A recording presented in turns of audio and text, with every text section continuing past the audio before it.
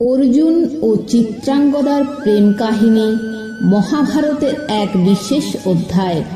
এটি কেবল প্রেমের গল্প নয়, এটি কর্তব্য, ত্যাগ এবং সম্পর্কের গভীরতার এক চমৎকার দৃষ্টান্ত। স্ত্রী দ্রৌপদীকে নিয়ে পাণ্ডবদের মধ্যে একটি শর্ত হয়েছিল। নারদ মুনির পরামর্শে স্থির হয়েছিল যে দ্রৌপদী এক এক বছর এক এক পাণ্ডবের সঙ্গে থাকবেন এবং সেই সময় অন্য কোনো ভাই তাদের ব্যক্তিগত মুহূর্তে সেই কক্ষে প্রবেশ করতে পারবেন না। যদি কেউ এই নিয়ম ভঙ্গ করেন তাহলে তাকে 12 বছরের জন্য বনবাসে যেতে হবে এবং ব্রহ্মচর্য ব্রত পালন করতে হবে।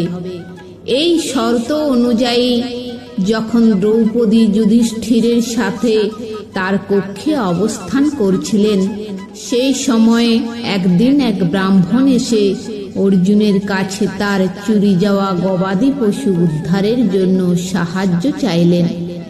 অর্জুনের অস্ত্রশস্ত্র সেই ঘরে রাখা ছিল যেখানে যুধিষ্ঠির এবং দ্রৌপদী একান্তে ছিলেন। অর্জুনের সামনে তখন দুটি পথ খোলা ছিল।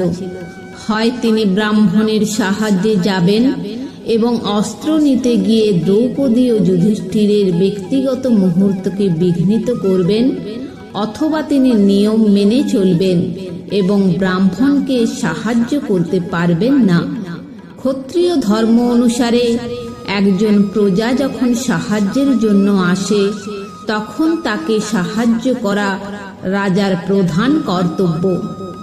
তাই নিজের কর্তব্য পালনের জন্য অর্জুন নিয়ম ভঙ্গ করে সেই ঘরে প্রবেশ করলেন এবং তার অস্ত্র নিয়ে ব্রাহ্মণের সাহায্যার্থে গেলেন। এই ঘটনার পর নিয়ম ভঙ্গ করার জন্য অর্জুন স্বেচ্ছায় 12 বছরের জন্য বনবাসে যাওয়ার সিদ্ধান্ত নিলেন এবং ব্রহ্মচর্য ব্রত পালনের অঙ্গীকার করলেন।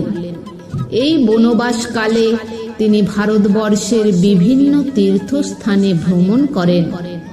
অর্জুন তার 12 বছরের বনবাসকালে বিভিন্ন রাজ্যে ভ্রমণ করছিলেন। এমনই এক ভ্রমণের সময় তিনি মণিপুর রাজ্যে পৌঁছলেন। মণিপুর ছিল এক শান্ত প্রাকৃতিক